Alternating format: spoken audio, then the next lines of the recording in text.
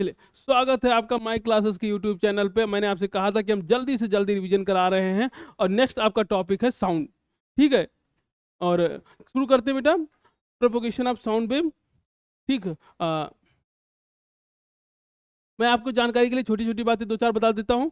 तो वेव जो होती हैं वो दो तरह की होती हैं। ठीक है, वेव क्या होती हैं? वेव आपकी दो तरह की होती है। कहाँ हो गया भैया? ठीक है, वेव क्या है बेटा? तो वेव दो तरह की होती हैं।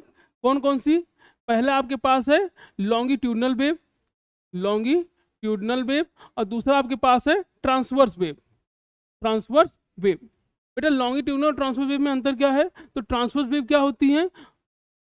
पहले तो लॉन्गिट्यूडनल वेव क्या है कि जो पार्टिकल है, यानी वेव के पार्टिकल, अगर वेव इस तरफ ट्रेवल कर रही है तो पार्टिकल जो वाइब्रेशन है वो भी क्या है, इसी डायरेक्शन में है।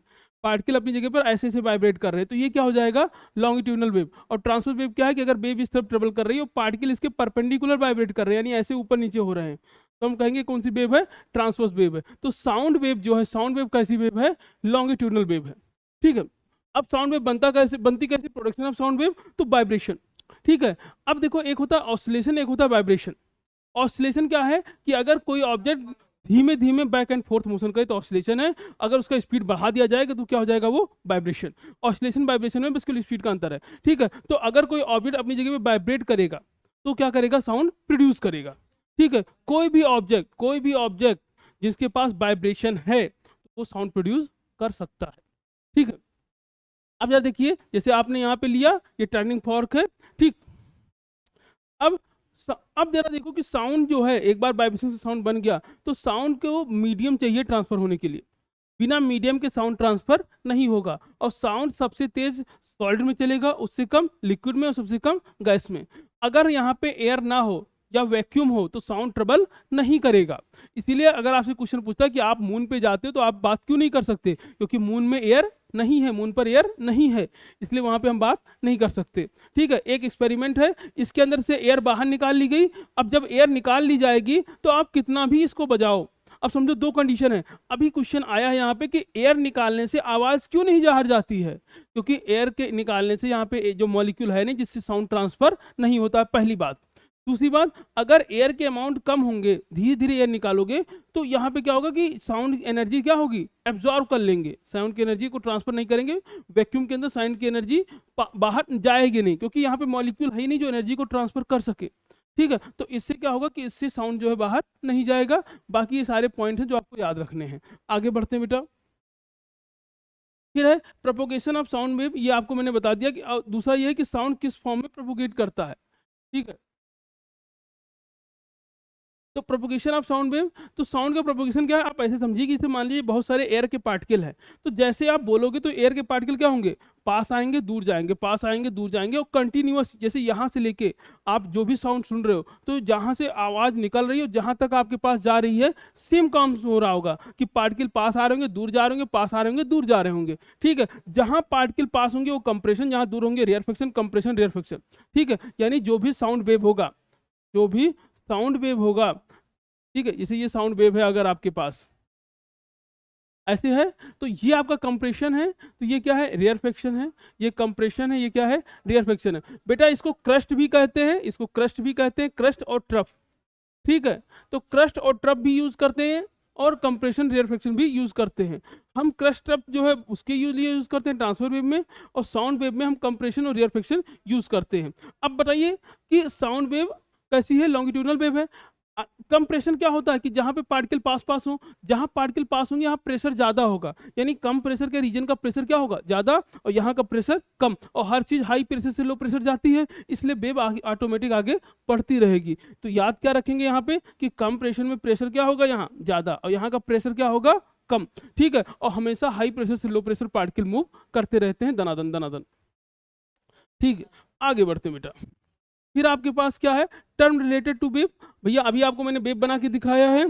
ठीक है, तो जब आपने वेव देखा है वो कैसी है, ये मान लेते हैं वेव है, ये आपके पास वेव है।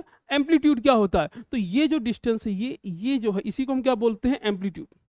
ठीक है, ये भी क्या है, ये एम्पलीट्यूड, पहली चीज। दूसरा टाइम पीरियड, टाइम पीरियड क्या होता है कि एक साइकिल, यहां से लेके एक साइकिल कंप्लीट करने में जितना टाइम लगेगा, यही क्या हो जाएगा, टाइम पीरियड। तो इसका टाइम पीरियड से मान लिया टी लिया, तो यानी एक साइकिल कंप्लीट करने में इसको टाइम कितना लग रहा है, टी। फ्रीक्वेंसी क्या है, एक सेकंड में कितनी साइकिल बना रही है, एक सेकंड में कितनी साइकिल आप बना रहे हो, यही क्या है, फ्रीक्वेंसी। ठीक है, वन ऑसिलेशन यानी वन, एक ये पूरा क्या है, एक ऑसिलेशन है। ठीक है, हाँ यही आपका वन ऑसिलेशन है। आगे बढ़ते हैं बेटा, वेवलेंथ।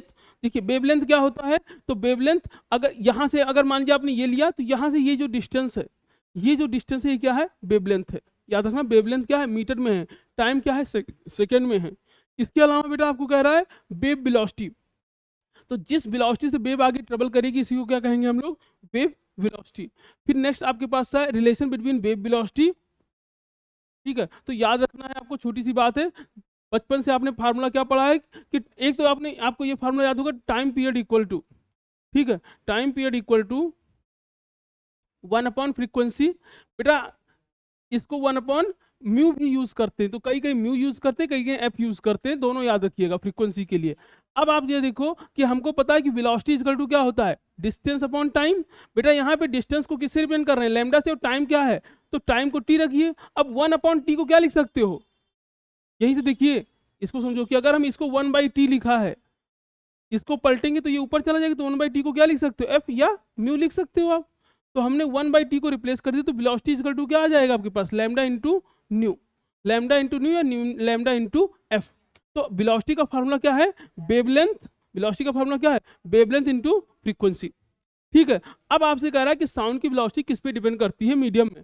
ठीक है, तो साउंड की velocity, the speed of sound depend on the following. पहला है इलास्टिसिटी, दूसरा क्या है, डेंसिटी ऑफ मीडियम।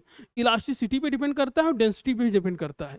ठीक है, इलास्टिसिटी के बारे में आप 11th में बहुत डिटेल में पढ़ोगे। बस आप ये समझो कि इलास्टिसिटी क्या है, कि कोई जो मीडियम, कोई भी मटेरियल है, जैसे रबर है या स्टील है, कि अगर हम उस पर फोर्स लगाएं तो कितना जल्दी वो अपने आप को रिगेन कर ले। किसी भी चीज़ को अगर आप डिफॉर्म कर रहे हो, बेंड कर रहे हो, और वापस वो अपने आप को कितना जल्दी रिगेन कर ले रहा है जैसा पहले था, तुम कहेंगे अच्छा इलास्टिक मटेरियल है। जैसे रबर जो है और स्टील, तो स्टील ज़्यादा इलास्टिक है रबर से। क्यों, क्योंकि आप रबर मोड़ो, स्टील मोड़ो, तो स्टील जल्दी टर्न आ जाएगा, एक बात याद रखिएगा यहीं पे। ठीक है, तो स्टील रबर से ज़्यादा इलास्टिक है फिजिक्स के हिसाब से। ठीक है, पर्सनली नहीं लेना है आपको। आगे बढ़ते हैं, speed of sound in a medium. किसी मीडियम में स्पीड ऑफ साउंड निकालना है, तो स्पीड ऑफ साउंड क्या है, तो v इक्वल टू क्या हो जाएगा, E/ρ, ये आपका हो गया। ठीक है, अब जरा देखिए कि न्यूटन ने जो डिराइव किया है वेलोसिटी का फार्मूला क्या था, तो इलास्टिसिटी को किसके बराबर ले लिया, P/ρ। लेकिन ये क्या हो गया, ये फार्मूला न्यूटन का सही नहीं था, तो इसको करेक्ट किया किसने, लाप्लास साहब ने, और उसने कहा कि ई की वैल्यू पी के बराबर नहीं होगी, ई की वैल्यू क्या होगी, गामा इंटू पी के बराबर होगी। अब इसमें अंतर क्या है कि न्यूटन ने कहा कि जो ट्रांसफर हो रहा है साउंड का वो आइसोथर्मल प्रोसेस है, आइसोथर्मल इलास्टिसिटी है। लेकिन लाप्लास ने कहा भैया आइसोथर्मल नहीं है, वो एडियाबैटिक है। ठीक है, अभी ये टर्म आपको 11th में समझ में आएंगे, तो टर्म पे मत जाइए, बस बात याद रखिएगा कि न्यूटन ने बताया गलत है, ये जो बताया ये सही है। ठीक है, ठीक, बिल्कुल गलत हो सकते, कोई भी गलत हो सकता, आप गलत हो सकते, हम गलत हो सकते हैं। ठीक है, पर्सनल नहीं होना इसमें। आगे बढ़ते बेटा, factor affecting the sound speed in gas. तो गैस में कौन कौन से फैक्टर इफेक्ट करते हैं साउंड की स्पीड को, ये हम समझते हैं बेटा। ठीक है, पहला देखिए आप क्या है, speed of sound is inversely proportional to the square root of the density of the gas. तो डेंसिटी ऑफ गैस से क्या है, इनवर्सली प्रोपोर्शनल है। Speed of sound directly proportional to temperature. जैसे टेम्परेचर बढ़ाओगे तो स्पीड ऑफ साउंड बढ़ेगा, temperature कम होगा तो स्पीड ऑफ साउंड कम होगा गैसेस में। ठीक है, speed of sound in air increases with increase in humidity. अगर एयर की ह्यूमिडिटी ज़्यादा है तो स्पीड ऑफ साउंड क्या हो जाएगा, बढ़ जाएगा। ठीक है, इफ अब मान लीजिए आप बोल रहे हो इधर हवा उल्टा चल रही है, तो आपकी आवाज़ ज़्यादा दूर तक नहीं जाएगी, लेकिन आप जिधर बोल रहे हो हवा भी उसी डायरेक्शन में चल रही है, तो आपकी आवाज़ ज़्यादा दूर तक जा सकती है। ठीक है, आगे बढ़ते हैं बेटा, फिर कह रहा है speed of sound depend on the following factor, किस पे, प्रेशर, एम्पलीट्यूड और वेवलेंथ। ये 3 फैक्टर है जिसपे स्पीड ऑफ साउंड डिपेंड करता है, याद रखना है आपको। ठीक है, अब देखिए speed of sound, speed of light में क्या डिफरेंस है। आप समझिए कि स्पीड ऑफ साउंड बेचारा बहुत छोटा है लाइट के आगे। ठीक है, आप देखते हो कि दिवाली वाली में कि जब आप बम दगा रहे होते हो, आप क्या जो पड़ोसी दगा रहे होते हैं, तो आपको आवाज़ थोड़ी देर में सुना, आवाज़ जो है तुरंत थोड़ी देर में सुनाई पड़ती है और लाइट पहले दिखाई पड़ जाती है। ठीक है, अगर आपने कभी इस चीज़ को नोटिस किया हो। ठीक है, वैसे ठीक, ओ स्पीड ऑफ साउंड बेटा ये है, और लाइट की स्पीड देख रहे हो बिल्कुल धुआंधार है। ठीक है, कह रहा है अब लाइट हर जगह एक जैसे चलती है, और साउंड क्या है मीडियम के हिसाब से चेंज करती है, चेंज होती रहती है। ठीक है, और जो लाइट की स्पीड है डेंसर में कम होती है और रेयर मीडियम में ज़्यादा होती है। ठीक, फिर क्या है, sound require a material medium, sound को ट्रेवल करने के लिए मीडियम की ज़रूरत है, लेकिन लाइट के साथ ऐसा नहीं है। अब रेंजिंग ऑफ हेयरिंग, भैया हम जो 3 रेंज है बेटा, एक है यहीं पे मैं बता दे रहा हूँ, एक रेंज है 0 से लेके 20 हर्ट्स, एक है बेटा 20 हर्ट्स से लेके 20,000 हर्ट्स, 20,000 हर्ट्स या इसी को 20 किलो हर्ट्स भी कहते हैं, और एक है अबव 20 किलो हर्ट्स। ठीक है, अबव 20 किलो हर्ट्स। बेटा ये जो रेंज है, ठीक है, और ये जो है, ये बीच वाली जो रेंज है 20 हर्ट्स से 20,000 हर्ट्स, ये क्या है, ऑडिबल रेंज है। इसके नीचे क्या है, ये वाली इंफ्रारेड, इंफ्रासोनिक रेंज है, और ये क्या है, अल्ट्रासोनिक रेंज है। ठीक है, हम इस रेंज में सुन सकते हैं, और जो बाकी कुछ जानवर हैं वो इस रेंज से आगे पीछे भी सुन सकते हैं। ठीक है, ये प्रॉपर्टी है। देखो अल्ट्रासाउंड वेव, देखो अल्ट्रासाउंड करने के लिए ये यूज़ की जाती है, या इकोकार्डियोग्राफी करने के लिए हम अल्ट्रासाउंड वेव को यूज़ करते हैं। अलग अलग मेडिकल फील्ड में इन वेव को यूज़ की जाती है, ताकि ये आपके कई डिजीज को करेक्शन करने के लिए इसको हम यूज़ करते हैं। इसके अलावा सोनार, सोनार क्या है, साउंड नेविगेशन। सोनार क्या है बेटा, sound navigation and ranging system. ये कैसा क्या करता है कि अगर आप इसके ट्रेवल कर रहे हो सी में, तो डेप्थ बताने के लिए यूज होता है कि पानी का डेप्थ कितना है या कितनी गहराई है वहाँ पे। ठीक है, तो ये सोनार सिस्टम जो है यूज होता है। ठीक है, बाकी आप बैकग्राउंड नॉइज को बेटा नेगलेक्ट करेंगे और बिल्कुल चीज़ों को समझते चलेंगे। यहीं पे वाइंड अप करते हैं। ठीक, लाइक करिए, सब्सक्राइब करिए।